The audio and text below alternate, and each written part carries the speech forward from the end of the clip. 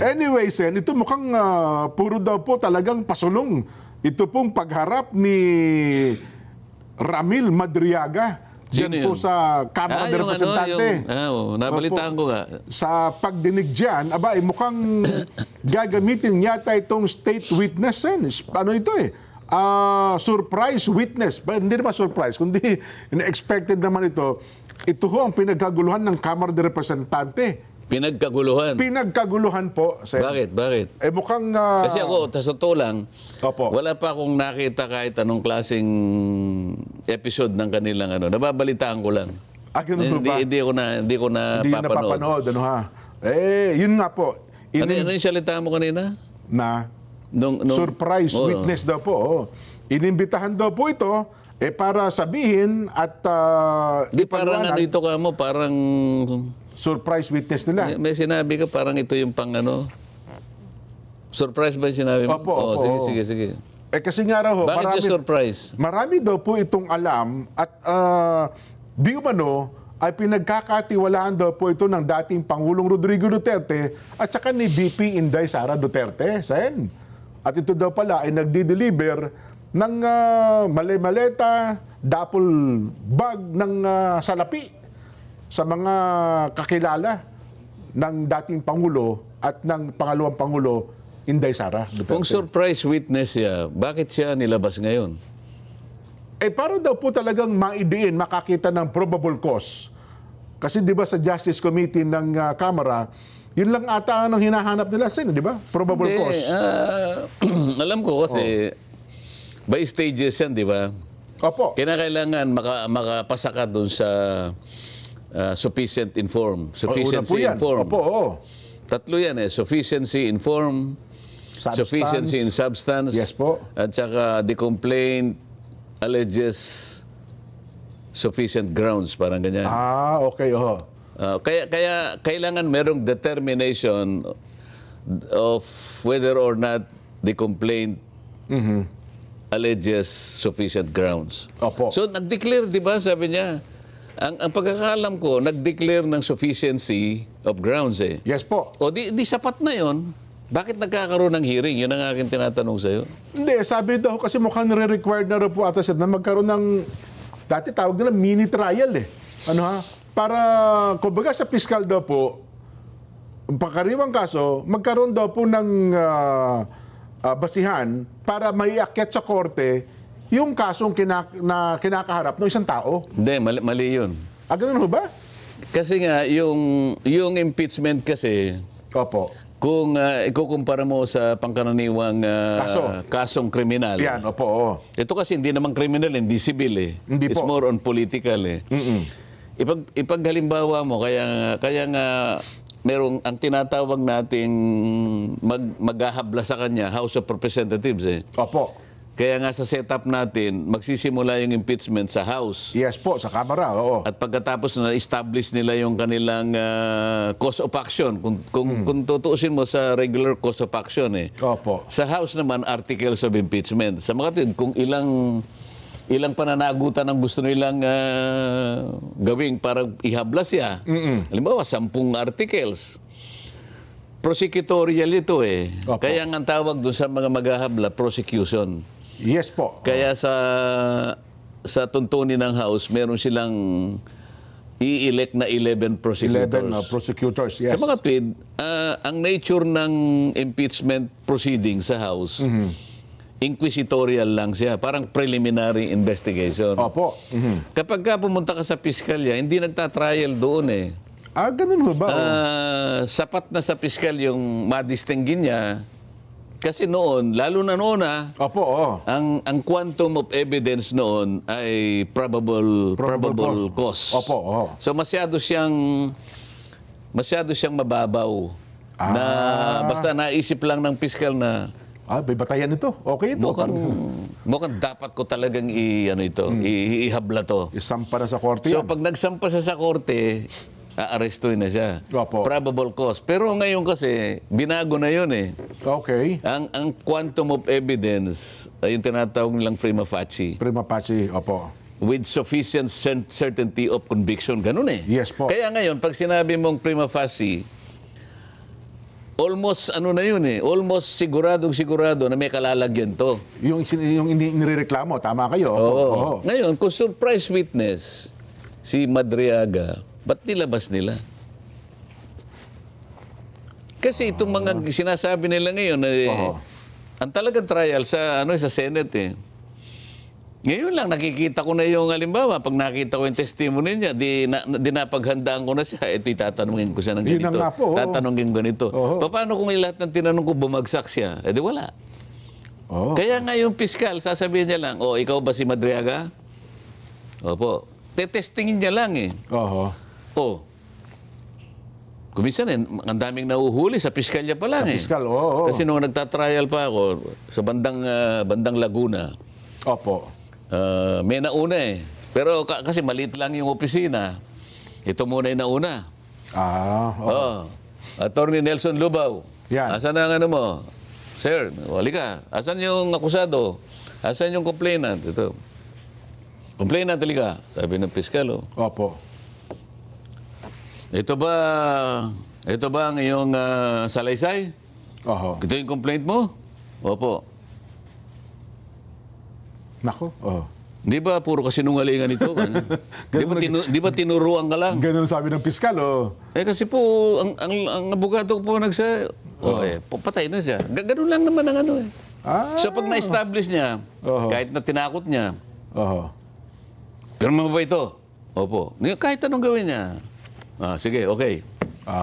Pero hindi siya magta-trial na iisa-isahin mo ng ganyan na wala. Kasi kahit na iminamatwid nila na kasi may nakalagay sa amin dito na maghi-hearing kami. Yes po, yun daw eh. Yung hearing na yon sa aking opinion, dahil nga nahangga ka lang sa preliminary investigation, hindi ka magta-trial because ang trial proper sa Senado pa rin. Yes po. Kahit nasabihin mo pang merong hearing dyan, yung hearing sapat lamang hanggang sa hangganan ng preliminary investigation.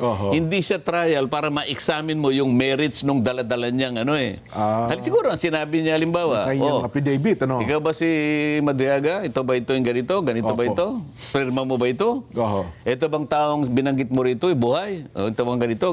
Hanggang ganun lang. Pero yung merito nito, para ngayon ay tingnan mo yung kung bastante ang kanyang kredibilidad, hindi yun ang ganun ba? Hindi yun. Kaya nga sabi ko, kung ito yung star witness, para halimbawa gamitin nila. Against Vice President. Unang-una, preliminary investigation lang to eh. Tapos ang quantum of evidence, sabi ko ngayon, prima facie. Nung tinatanong ata siya, balit-balita ko lang naman wala namang corroborative evidence eh. Sana man lang merong independent evidence gagamitin mo para yung statement niya totoo. Para walang ganoon eh. Mukhang siya lang po ata. So bagsak siya. Babagsak siya doon sa quantum nung certainty of conviction.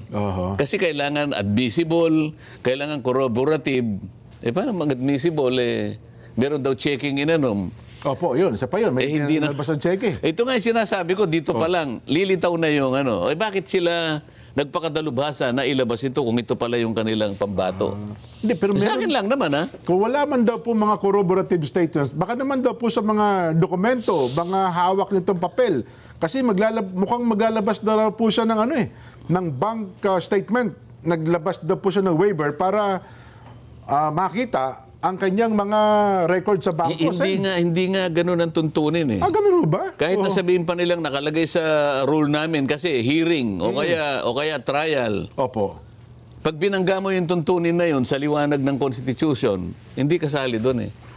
Ang merong trial, ang trial sa sa Senado talaga dapat, Senate Court na po. yung bahagi na yun kasi, boss, sa kanya, ito yung aming tuntunin eh. Pero yung bahagi na yan, unconstitutional yan. May bahagi dyan na salig sa kasaligang, pero kung magta-trial ka, hindi sinasabing ikaw magta-trial. Ilang masasabi ko doon? Ang problema... At saka dapat susuriin mo, yun bang mga sasabihin niya? Yun ba ay patungkol doon sa mga naka-identify yung mga yung culpable violation of the Constitution? Yes po, Kasi baka naman hindi babagsak doon. So dapat piliin mo lang alin doon sa pinagsasabi mo ang pwedeng mag-qualify na impeachable offense. Oho. Hindi lahat naman ng offense kasi impeachable eh. Nako. Identified lahat yun, di ba? Pero may bigat ba yung kasi may ito pala si Madriaga, may kasong kinakaharap pala ito Sen eh. 2 kaso ng kidnapping ito eh at nakakulong pala ito. Sabi nila kahit na ikaw ay masamang tao, may record ka, katanggap-tanggap pa rin naman ang iyong mga sinasabi at pinapahayag sa ganitong klase na mga paratang. Pwede naman yun. Wala Opo. namang parang selective ka. Yes po, oo. Basta meron kang kakayahang tumestigo. Kaya lang, yung credibility mo ang problema kung sakasakali. Okay. Mabuti pa basahin natin yung quantum of evidence, Jen. Opo. Kasi noong July 16, 2024, so 2 years ago pa lang ito, dito binago yung sinasabi ko sa yung level of evidence na kakailangan ng piskal para siya makapaghain ng Opo. akusasyon. Sa bagong DOJ Secretary niya. Oo, ngayon, quantum of evidence, ginawa na Section 5 nung kanilang Department Order, Department Circular Number 015. Opo. So, July 16, 2024, binago na, no? Ang sabi nila, the quantum of evidence for preliminary investigation and inquest proceedings Opo. is prima facie evidence with reasonable certainty of conviction. Oho. Sa mga tweet, kapag tinuloy mo to, sabi niya, the quantum of evidence is met when the prosecutor is convinced that the entirety of evidence presented by the parties is, 1, admissible. Number 2, credible. C, capable of being preserved and presented to establish all the elements of the crime or offense. Oho. So dito siya ngayon susuriin Ayun. sa 3 parametro na to. Kung halimbawa hindi siya credible, bagsak na siya. Kaya bakit siya pinresent kagad? Kasi may strategy dyan. Lalo na kung yun ang inaasahan mong makakapagpabagsak doon sa kalaban mo. Baka naman ang strategy nila, Sen, sa kamera pa lang, gusto na nilang gibain kung sino yung nirereklamo nila. Hindi kaya ganun? Hindi sila interesado sa impeachment. Kasi baka alam nila na pagdating sa Senado, mahirapan sila, di ba? So, ma-achieve nila yung kanilang objective. Sa kamera pa lang. Dito pa lang kanya, huwag na natin, total wala tayong kalaban-laban dun eh. Oho. Bakit? 16 ang kailangan eh. 16 na boto. Mahirapan tayo makakuha ng 16. Kwenta. Oho. Bakit tayo mahihirapan? Kwentahin mo nga. Opo. Bakit sila mahihirapan? Mas marami. Kung 16 mo ba kailangan boto nila? 16. 16. 15 sila ngayon eh. Oho. Yung sa minority, siyam. Ayan. So 15 plus 9, 24. Oho. O 15 sila, di kukuha lang sila ng isa sa amin. Doon sa 15, hindi mo rin masiguro, baka meron pang, hindi mo, may makuha pa yung kabila doon eh. Di ba? Hindi, ako sa kwenta ko kasi, Oho. 4 doon sa 15, re-electionist. Okay. So, halimbawa, huwag na natin ano yun ang mga pangalan ha. Opo, oo. Kung re-electionist ka, Mabigat ang laban mo sa 2028. Opo. at ikaw ay hindi kumampi sa Vice President, Oho. sinasakripisyo mo yung boto sa Mindanao Yung at saka political sa career Visayas. mo sa Visayas sa Mindanao. Kalahati yun. Oho. Oh. Oho. 4 yun. Oho. So, 15 less 4, Oho. 11. Yes po. Oh. Hindi, kailangan kumuha tayo sa kabila.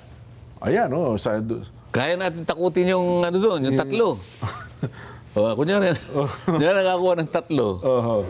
11 plus 3. 14. 14 pa rin. Kulang pa rin, ano? Parang hirap nga tayo. Pero teka, yun. Teka muna, meron nga dyan, may magagraduate, 2 eh. Opo. Yung isa, taga Mindanao eh. Paano?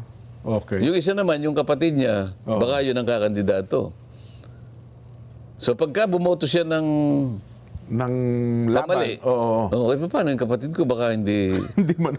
Sa bali, actually, yung potential na mawawala, 5 eh, hindi 4 eh. So mahirap talaga makakuha ng... pero teka lang, halimbawa, minus... Yun bang hindi dumadalo sa hearing? Halimbawa, absent siya nung araw na yun? O kaya nung... Hindi rin siya bumoto.